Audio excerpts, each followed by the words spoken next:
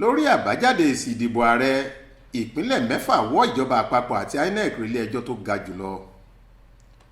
ọ̀rọ̀ tá a pè lówè tí ń ní aró nínú báyìí fún àjọ elétò ìdìbò ilé wa Independent National Electoral Commission Inec lórí èsì ìdìbò ààrẹ tó kọjá yìí. ìpínlẹ̀ mẹ́fà ọ̀tọ̀ọ̀tọ̀ ti kóra jọ wọ́n ti wọ́ ìjọba àpapọ̀ tí Muhammadu Buhari ń darí àti alága àjọ Inec ọ̀jọ̀gbọ́n Yakubu Mahmood relé ẹjọ́ tó ga jùlọ nílẹ̀ wa ìyẹn Supreme Kootu. wọ́n ní kí wọ́n pàṣẹ àtúpalẹ̀ èsì ìdìbò tí Inec kéde, kí wọ́n jẹ́ kí wọ́n wo gbogbo èsì ìdìbò ọ̀hún kínníkínní, kí wọ́n sì tún pàṣẹ pé àwọn kó ìkéde èsì ìdìbò tí Mahmood kà jáde padà sí lẹ́nu náà, pé ìkéde náà kò tẹ̀wọ̀n kò sì rí ìdíjókòó lójú òfin. àwọn ìpínlẹ̀ mẹ́fẹ̀ẹ̀fà tó fárígá lórí ọ̀rọ̀ ọ̀hún ni ìpínlẹ̀ Adamawa, Bayelsa, Delta, Edo, Sokoto àti Akwa Ibom. wọ́n ní bí àjọ elétò ìdìbò ṣe ṣètò ìdìbò sípò ààrẹ èyí tó wáyé lọ́jọ́ àbámẹ́ta sátidé ọjọ́ 25 oṣù kejì ọdún yìí, bí wọ́n ṣe ṣàkójọ ìbò, bí wọ́n ṣe rò ó pọ̀, bí wọ́n ṣe kà á àti bí wọ́n ṣe kéde ẹ̀ kò tẹ́ àwọn lọ́rùn pẹ́ẹ́, kò sì bófin mu rárá. nínú ìwé ẹ̀sùn jọ̀rànjọ̀ràn kan tí nọ́mbà rẹ̀ jẹ́ SCCV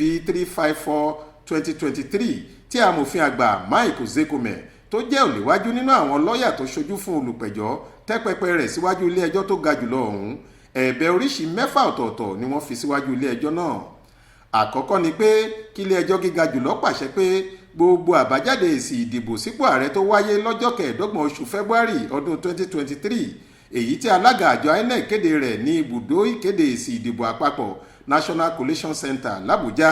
lòdì gidigidi, ó sì tako ìsọ̀rí 25, ìsọ̀rí 57 ìlà kejì, ìsọ̀rí 60 ìlà kínní, èkejì, ìkẹrin àti ìkarùn-ún, ìsọ̀rí 62, ìsọ̀rí 64 ìlà kẹrin, apá àkọ́kọ́ àti apá kejì, ìsọ̀rí 70 àti ìsọ̀rí 148 ìwé òfin ètò ìdìbò ilé wa ti ọdún 2022 èyí tí àjọ náà gùn lé láti ṣètò ìdìbò gbogbogbò tó wáyé lọ́dún 2023.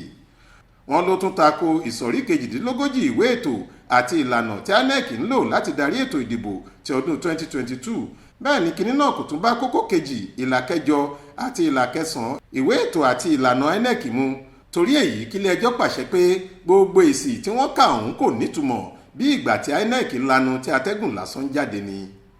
èkejì ni pé kílé ẹjọ́ gíga jùlọ kéde pé bí àjọ INEC ṣe kùnà láti ta àtàrí òǹkà èsì ìdìbò láti ọ̀kọ̀ọ̀kan ibùdó ìdìbò bíi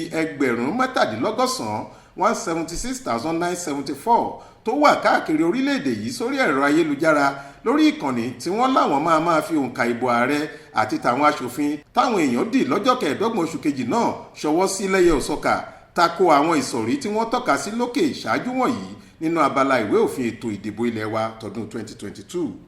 ẹ̀kẹta ni pé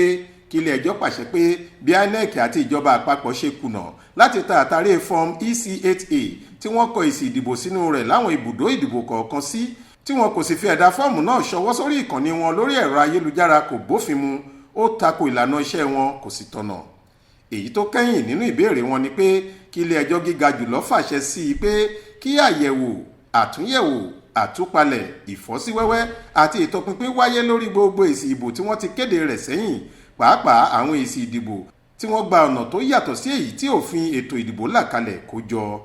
ohun míì tí wọ́n tún rawọ́ ẹ̀bẹ̀ rẹ̀ ni pé kí ilé ẹjọ́ tó ga jùlọ náà ṣojú rí àkànṣe sáwọn. wọ́n ní kí wọ́n pa àwọn ẹjọ́ míì tó wà níwájú wọn tì ná, kí wọ́n bá wọn tara ṣàṣàgbọ́ ẹjọ́ eléyìí, torí ẹjọ́ tí gbogbo ìlú lọ́kàn ìfẹ́ sí ni, ẹjọ́ tí àkókò kò sì gbọdọ̀ falẹ̀ lórí ẹ̀ ni, kó má di pé ẹ̀pà kò ní bóró mọ́.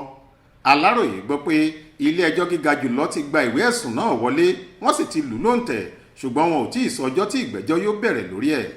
tẹ́ ò bá gbàgbé, òwúrọ̀ ọjọ́rú wẹ́sídẹ̀ẹ́ ọ̀sẹ̀ yìí ni àjọ INEC parí kíkà àti àròpọ̀ ìbò sípò ààrẹ, wọ́n sì kéde pé aṣíwájú Bọ́lá Ahmed Tinubu, olùdíje lẹ́gbẹ́ òṣèlú All Progressives Congress APC, ló gbégbá orókè, wọ́n ní ìbò rẹ̀ ló kún jùlọ. ṣáájú ìkéde yìí àti lẹ́yìn ìkéde ọ̀hún ni awuyewuye ti ń lọ lórí ẹ̀sùn tí wọ́n fi kan àjọ INEC pé wọn ò ṣe déédéé níbàámu pẹ̀lú ìlérí wọn àti òfin ètò ìdìbò. ó tún yẹ fún àfiyèsí pé gbogbo ìpínlẹ̀ mẹ́fẹ̀ẹ̀fà tí wọ́n pẹjọ́ yìí jẹ́ àwọn ìpínlẹ̀ tí People's Democratic Party PDP ti ń ṣàkóso. Faith Adébọ́lá ló ń jábọ̀ ròyìn fún iléeṣẹ́ tẹlifíṣàn Aláròyé online.